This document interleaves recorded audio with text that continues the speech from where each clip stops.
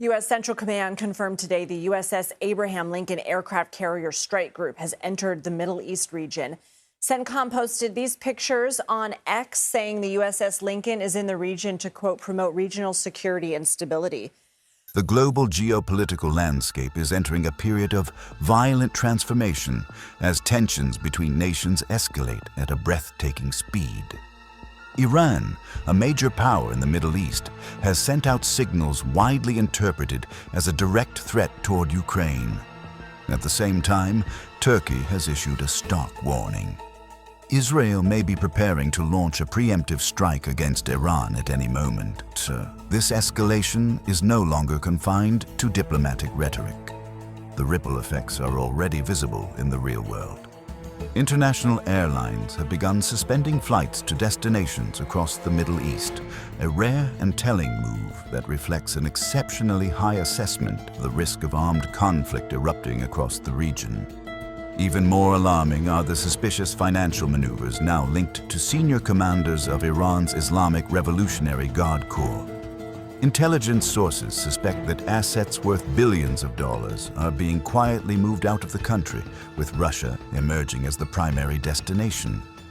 Analysts believe this is not simple corruption, but preparation, an early-stage contingency plan for strategic withdrawal should Iran face military strikes or slide into serious domestic instability. And this time, the spark did not come from the battlefield. It came from a global economic stage. At the World Economic Forum in Davos, Ukrainian President Volodymyr Zelensky delivered a speech that sent shockwaves far beyond the walls of the conference hall. Abandoning diplomatic restraint, he openly and forcefully condemned the government in Tehran. Iran's Foreign Minister Abbas Araghchi sharply criticized Ukrainian President Volodymyr Zelensky in a public statement, declaring that the world has had enough of confused clowns, in remarks that underscored rising diplomatic tensions and Tehran's increasingly confrontational tone toward Kyiv. The comments, delivered in response to Zelensky's recent statements on Iran's role in the Ukraine war, marked one of the strongest verbal attacks by a senior Iranian official on the Ukrainian leadership since the conflict began. Araghchi's remarks came after Zelensky accused Iran of contributing to the continuation of the war by supplying Russia with military equipment, including drones that Ukraine says have been used in attacks on civilian infrastructure. Speaking in Davos, Zelensky called for more decisive action by the United States against Iran, less than 2 weeks after the start of foreign-backed riots in Iran. Kyiv has repeatedly called on Tehran to halt any military cooperation with Moscow, arguing that such support undermines international law and prolongs the conflict. Iran has consistently denied providing weapons for use in the war, insisting that any military cooperation with Russia predates the invasion and is unrelated to current hostilities. In his response, Araghchi rejected Zelensky's accusations and accused the Ukrainian president of deflecting responsibility for the war's continuation. Iran's Foundation of Martyrs and Veterans Affairs later reported that 3,117 people died during the unrest, including 2,427 civilians and security personnel, noting that many innocents were killed by organized terrorist elements. Marked one of the strongest verbal attacks by a senior Iranian official on the Ukrainian leadership since the conflict began. Araghchi's remarks came after Zelensky accused Iran of contributing to the continuation of the war by supplying Russia with military equipment, including drones that Ukraine says have been used in attacks on civilian infrastructure. Speaking in Davos, Zelensky called for more decisive action by the United States against Iran, less than 2 weeks after the start of foreign-backed riots in Iran. Kyiv has repeatedly called on Tehran to halt any military cooperation with Moscow, arguing that such support undermines international law and prolongs the conflict. Iran has consistently denied providing weapons for use in the war, insisting that any military cooperation with Russia predates the invasion and is unrelated to current hostilities. In his response, Araghchi rejected Zelensky's accusations and accused the Ukrainian president of deflecting responsibility for the war's continuation. Iran's Foundation of Martyrs and Veterans Affairs later reported that 3,117 people died during the unrest, including 2,427 civilians and security personnel, noting that many innocents were killed by organized terrorist elements. There have been too many discussions about protests in Iran, Zelensky declared. But in the end, they were all drowned in blood. The world has not done enough to help the people of Iran. Those words, spoken in Switzerland, echoed across the globe.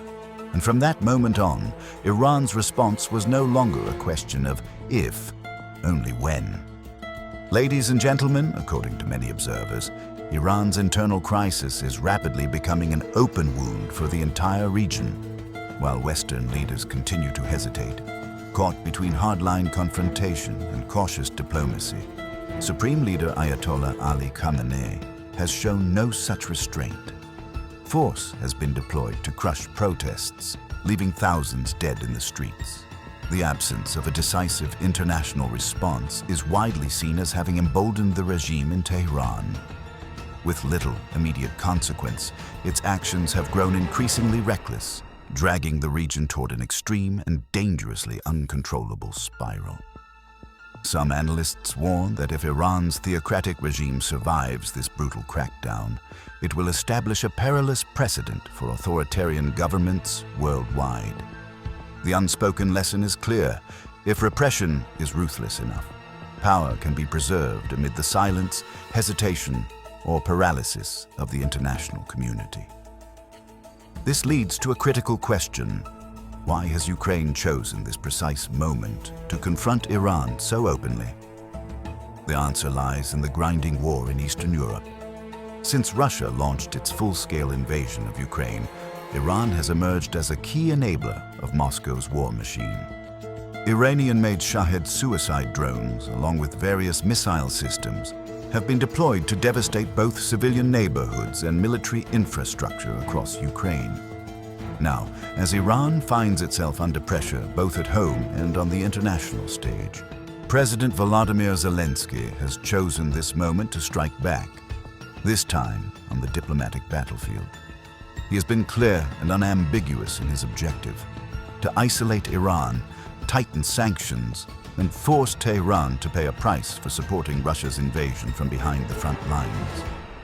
When looking back at the strategy launched by President Vladimir Putin with what was labeled a 3-day special military operation, the consequences appear far more severe than originally anticipated.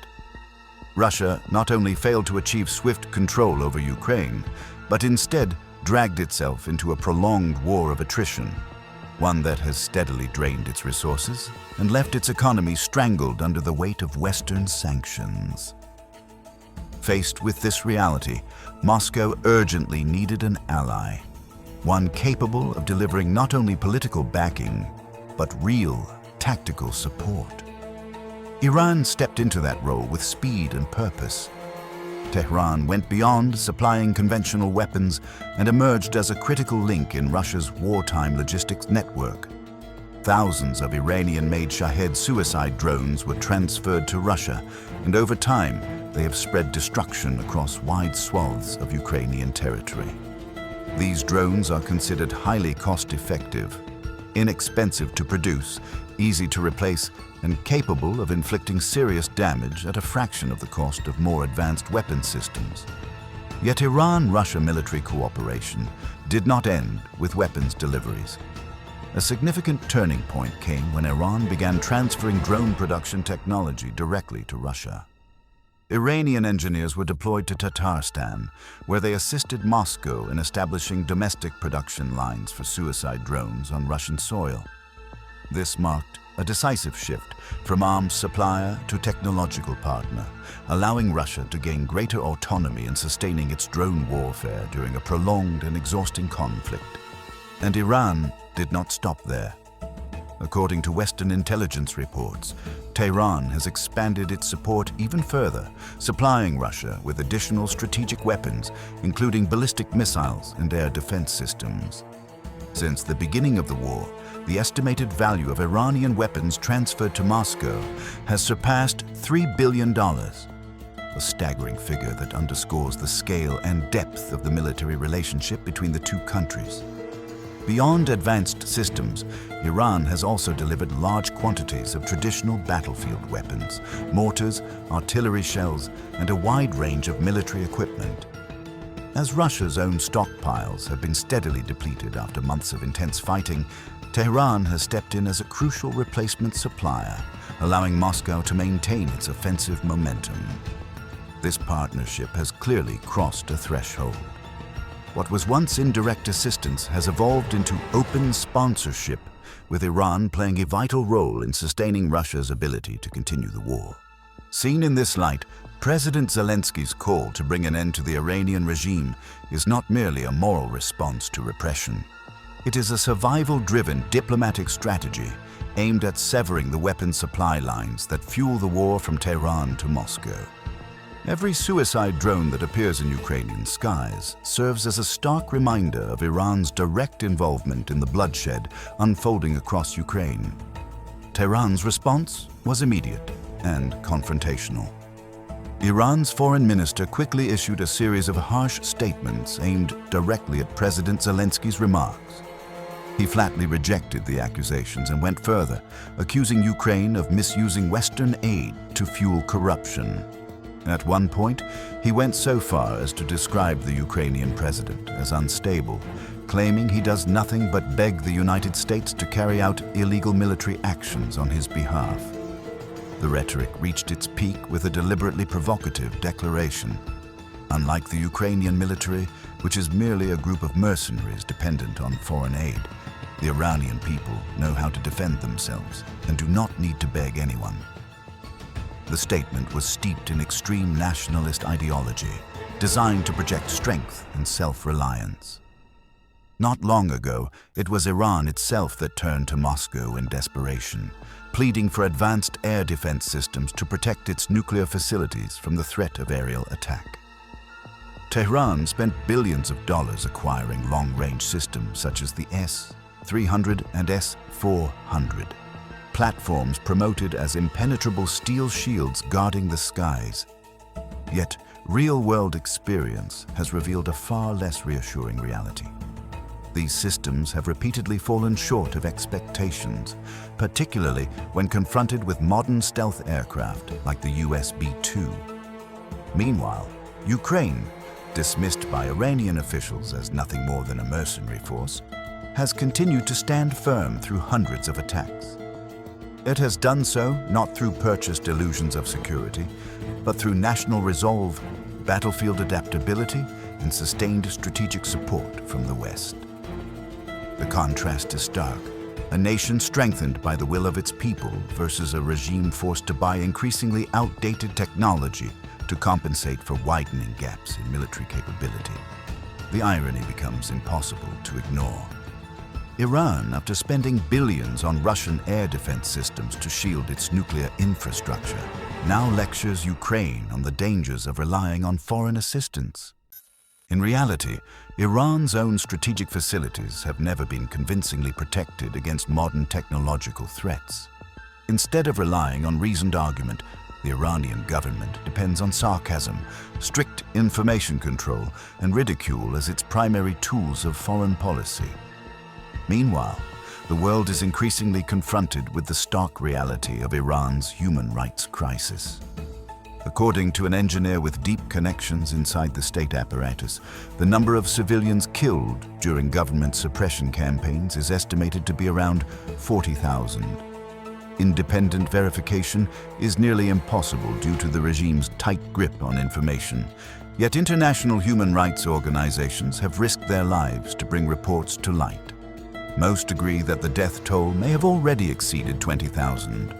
To put this staggering number in perspective, consider the Ukrainian battlefield, where Russia is losing approximately 30,000 soldiers each month in a full-scale war against a Western-backed army. What is truly horrifying is that in just a matter of days, the number of Iranians killed during domestic repression inside a country not officially at war may rival or even surpass the number of Russian soldiers lost in an entire month of brutal combat. Iran has no trenches, no tanks rolling through its city streets. What is unfolding is far more chilling. Unarmed civilians confronting a highly organized apparatus of repression. This is no longer ordinary human rights abuse. It is a large-scale purge occurring within the country, aimed squarely at its own citizens. Behind the staggering numbers lies an even colder truth. Tens of thousands are being detained under legally opaque conditions. Many were abducted directly from hospitals while receiving treatment for their injuries, and now face death sentences without transparent trials, legal representation, or any right to appeal. Under the direction of Supreme Leader Ayatollah Ali Khamenei, dissenters are branded as enemies of God. A charge under Sharia law that can carry the death penalty without trial. Independent sources reveal that executions are being carried out quietly, completely outside the official judicial system. Thousands have been stripped of even the right to know when their execution will take place, turning fear into a prolonged psychological torture rooted in endless uncertainty. This is not just punishment. It is a calculated form of mental torment designed to paralyze resistance across society.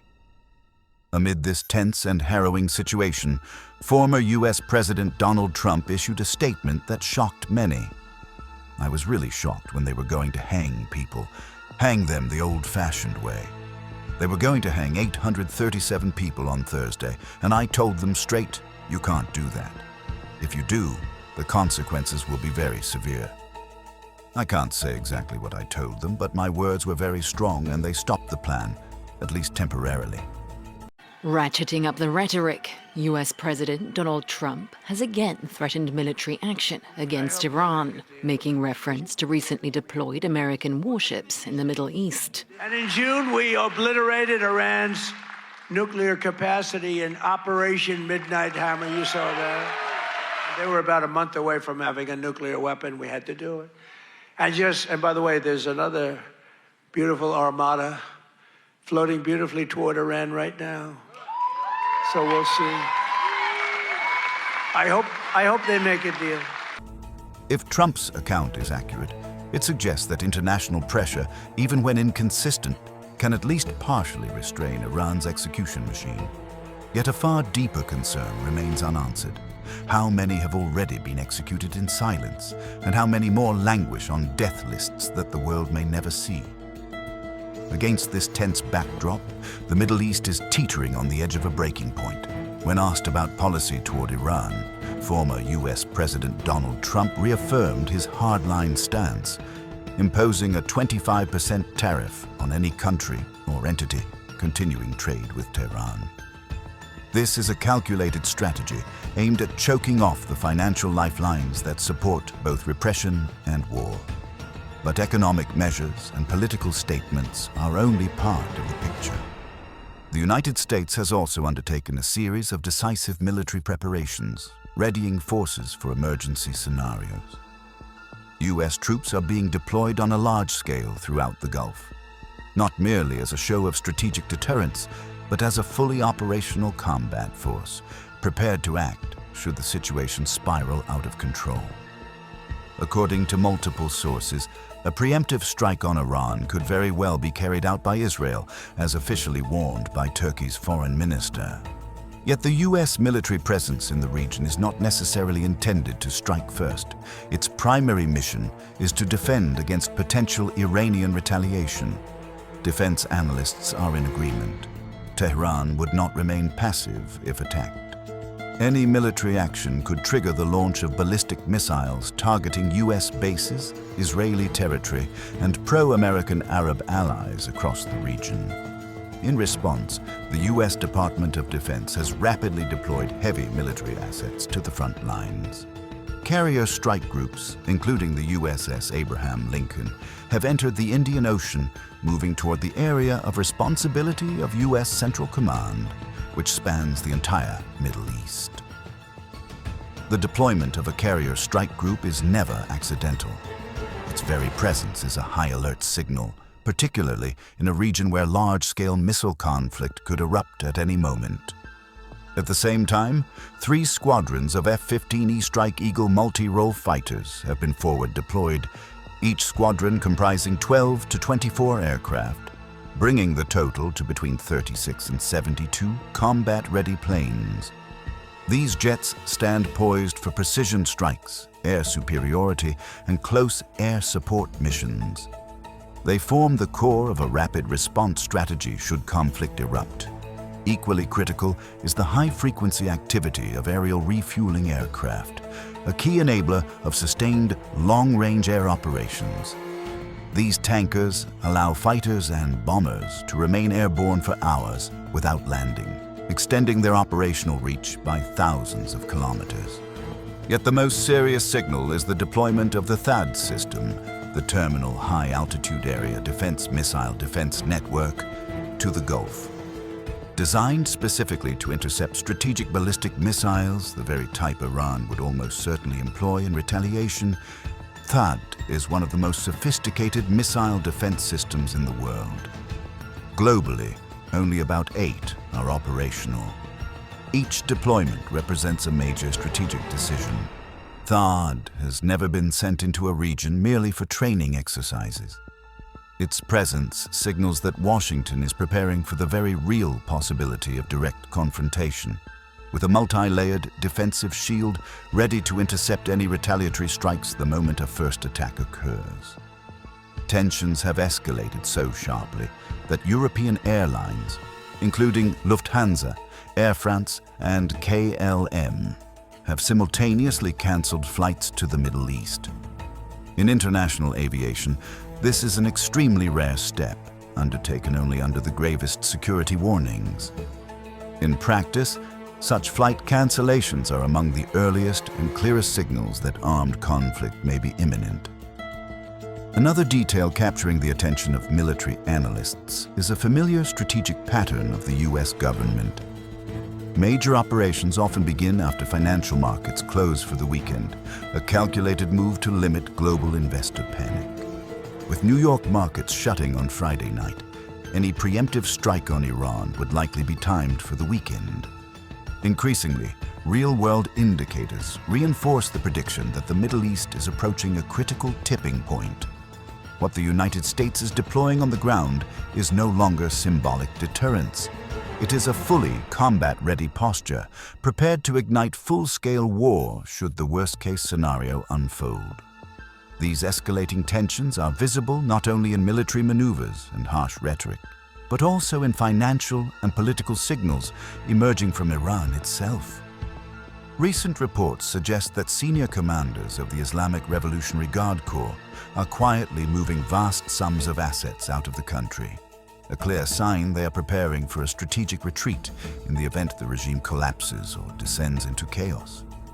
Leaked intelligence documents reveal that total financial transactions between Iran's Revolutionary Guard and the Russian Federation have reached an estimated $4 billion. Alarmingly, only a fraction of this sum has been directed toward official military activities. The majority, approximately $700 million, was reportedly funneled directly into the personal accounts of 2 individuals already under international sanctions, Khani and Nabisada. To obscure the financial trails, the network allegedly used Nabisada's wife, Zakia, as a legal front. Despite not speaking foreign languages and relying solely on her native tongue, she legally owns a vast portfolio of international assets: a large hotel in Uzbekistan, 2 luxury apartments in a high-end Moscow complex, and a private vacation villa in Turkey. Financial analysts warn that this is likely only the tip of the iceberg. Beneath the surface lies a sophisticated money laundering network designed to move national assets abroad while evading Western oversight. But this system is not purely about profiteering. It is also a form of strategic contingency, ensuring safe escape routes for Iran's top leadership should the regime face collapse or chaos. If the Tehran regime cannot withstand the mounting domestic unrest and international pressure, these operations, carried out through informal financial networks, would allow for a rapid evacuation. These vast sums bypass state banks, remain absent from official budgets, and exist entirely outside public oversight. This is no longer mere corruption. It is a stark sign of deep fractures within Iran's power structure as senior generals quietly prepare personal escape plans. It reflects a profound loss of confidence in the regime's survival. Asset transfers, second passports, and foreign safe havens all point to one chilling reality. Even the top leaders no longer believe that the theocratic system will endure.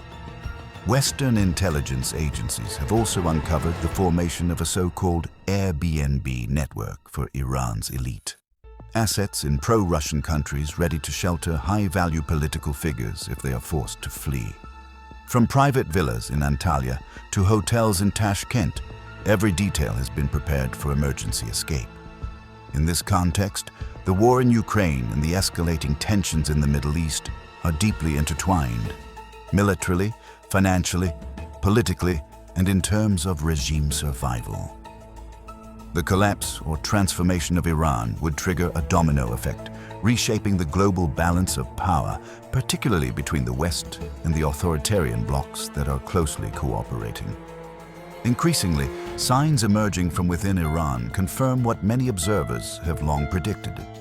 The theocratic regime in Tehran is under threat not only from external pressures, but also from fractures within its own leadership. Like a high-stakes chess game approaching its end, the players have already begun preparing their final moves.